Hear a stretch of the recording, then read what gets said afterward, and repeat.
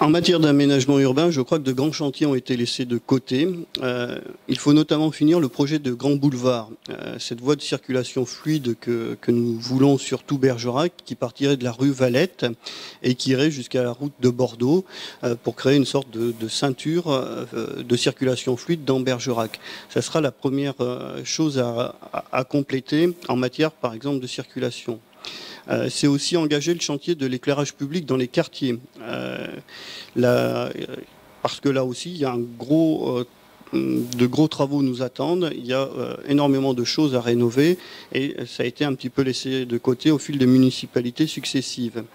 Il y a aussi quelque chose qu'on ne connaît peu à Bergerac, c'est la sécurisation de l'alimentation en eau potable par la création d'un 3e point de captage. Et là, je dois dire que la ville s'est fait avoir par la société Veolia en beauté, puisque c'était prévu dans le contrat, et finalement, on va arriver, parce qu'ils n'ont pas réussi à respecter ce à quoi ils s'étaient engagés, on va arriver à un petit bricolage qui ne résout pas grand-chose. Il y a aussi le chantier de la mise en accessibilité de la ville qui doit recevoir un coup d'accélération. Alors d'abord pour des raisons évidentes de solidarité envers les personnes à mobilité réduite, que ce soit des personnes en situation de handicap, des personnes âgées, des mères de famille avec poussettes ou enfants. Mais c'est aussi une obligation légale à partir du 1er janvier 2015, même si ça a été un petit peu aménagé, vu le retard pris.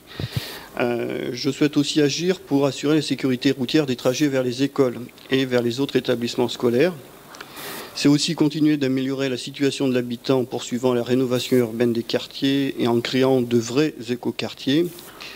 C'est aussi faire un choix dans les équipements collectifs, car nous ne pourrons pas tout mener de front.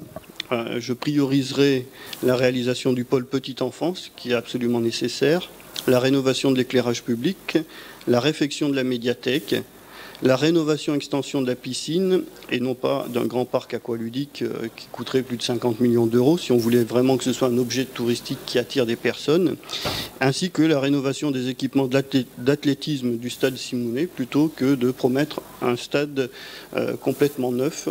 Je crois que la ville de Bergerac, et avec ce qui se prépare au niveau de la baisse des dotations de l'État, n'a plus les moyens d'avoir des ambitions inatteignables.